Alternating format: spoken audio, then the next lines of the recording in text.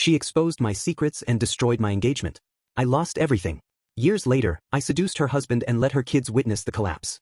It wasn't anger, it was slow, calculated revenge. I was 27 when it happened. The moment that split my life into before and after. Her name was Rachel. We'd been together for 3 years. I thought she was the one. I was already looking at rings. I had a plan. I had a future. And then my sister, Emily, decided to intervene. She said she was protecting me. That Rachel wasn't right. That she'd seen Rachel with someone else. That she'd overheard things.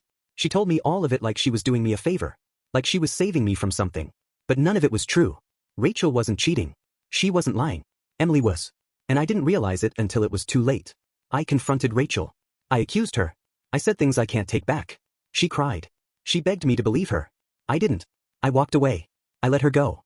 And a month later, I found out the truth. Rachel had moved out of state. She'd blocked me on everything. And Emily? She admitted it. She said she'd made it all up. That she had a feeling Rachel wasn't good for me. That she couldn't stand by and watch me throw my life away. She said it like she was proud. Like she'd done something noble. I didn't speak to her for almost a year. But the thing about betrayal is that it doesn't fade. It sits in you. Calcifies. It becomes part of how you see the world. I started to think about everything differently. About family. About loyalty. About justice. And I realized something. Emily had never paid for what she did. She'd gone on with her life like nothing happened. She married a guy named Daniel. They bought a house in Connecticut. She posted pictures of their dog and their weekend hikes and their dinner parties. She smiled in every photo. And every time I saw her face, I felt sick. So I made a decision. I wasn't going to let her forget. I wasn't going to let her live in peace while I carried the wreckage she caused. I was going to make her feel it. The same way I had. The same depth. The same confusion. The same loss. I didn't know how yet. But I knew I would. It started with Daniel. I met him at a family gathering. Thanksgiving.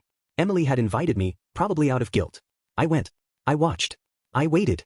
Daniel was charming. He was polite. He asked me about work. About my apartment in Boston. About whether I was seeing anyone. I told him I wasn't. I told him I'd been through something rough. He nodded. He said he understood. That he'd been through heartbreak too. I asked him about Emily. He said she was his rock. That she'd helped him through a dark time. That he couldn't imagine life without her. I smiled. I said I was happy for him. I wasn't. Over the next few months, I made myself available. I texted Daniel occasionally. Sent him articles. Asked him about his job. He worked in finance. I told him I had questions about investments. He offered to meet for coffee. We met. We talked. I listened. I learned. I told him I appreciated his help. That I didn't have many people I could talk to. He said he was glad to be one of them. I kept going. I started planting seeds. I told him things about Emily. Small things. Things that sounded like concern. I said she'd always been a little controlling. That she had a habit of interfering. That she'd done it with my relationships. That she'd lied to me once. I didn't say what about. I let him wonder. I let him ask questions.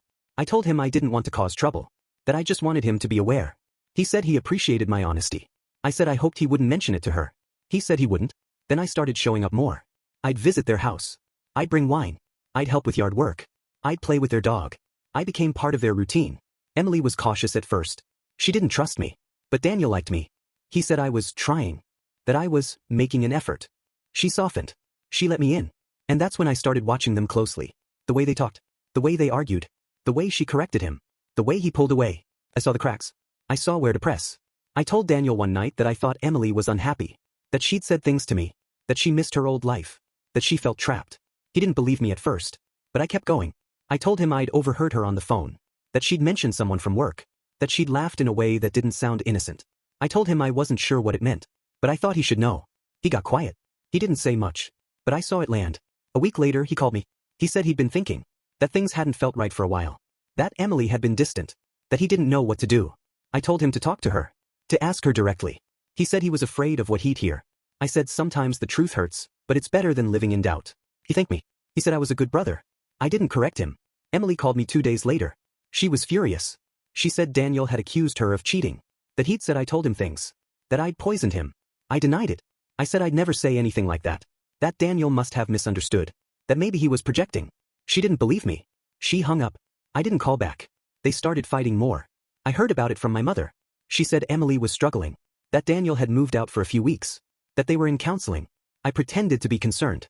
I said I hoped they could work it out. I didn't. I kept in touch with Daniel. I told him I was there for him. That I understood what it felt like to be betrayed. That I'd been through it myself. He said he didn't know what to believe anymore. That he felt like everything was unraveling. I said sometimes people show you who they really are when things fall apart. He said he was starting to see that. Emily stopped talking to me completely. She blocked my number. She told my parents I wasn't welcome at her house. I didn't care. I'd already done what I came to do. I'd planted the doubt. I'd cracked the foundation. I'd made her feel the instability, the fear, the confusion, the same things she'd made me feel. And I wasn't finished. Daniel moved back in after a month. I thought maybe they'd patch things up. Maybe the damage wasn't deep enough. But then he called me again. Said things were tense. Said Emily was different. Said she didn't trust him anymore. That she was always watching him, questioning him, accusing him of things he hadn't done. I told him that's what guilt looks like. That when someone's hiding something, they get paranoid. He didn't argue. I started pulling back. I stopped visiting. I stopped texting. I wanted the silence to do its work. I wanted them to sit in it. To feel the absence. To wonder what had changed. I knew Emily would suspect me. I knew she'd try to convince Daniel that I was manipulating him. But I'd already laid the groundwork. I'd already made myself the voice of reason. The confidant. The one who'd never lied to him. She couldn't undo that. 3 months later, Daniel told me he was thinking about divorce. He said he couldn't live like that. That the trust was gone. That every conversation felt like a trap. I asked him if he still loved her. He said he didn't know. That he couldn't tell the difference between love and obligation anymore. I said that sounded like the beginning of the end. He said maybe it was.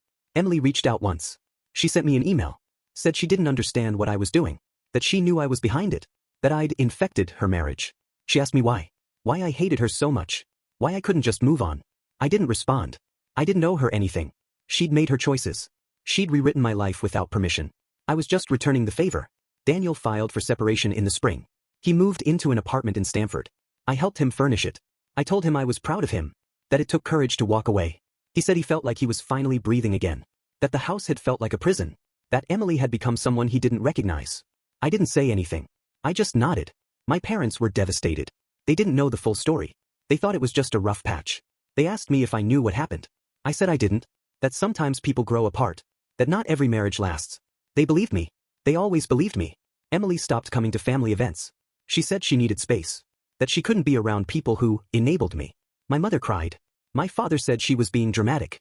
I stayed quiet. I watched it all unfold. I watched the ripple effects. The way one lie could fracture everything. The way one act of revenge could reshape a family.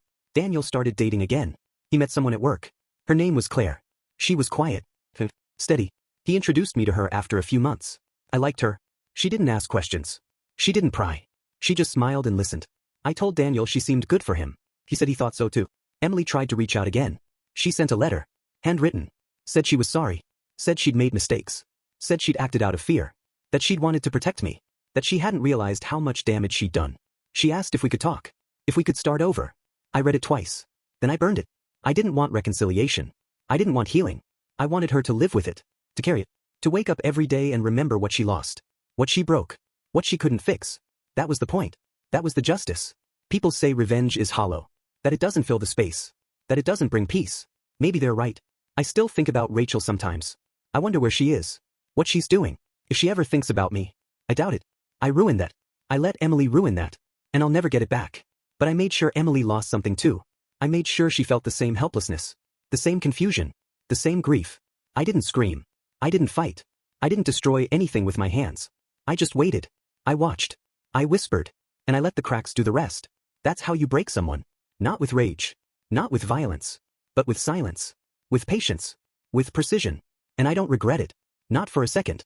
If you enjoyed the video, don't forget to hit that like button and subscribe for more content like this.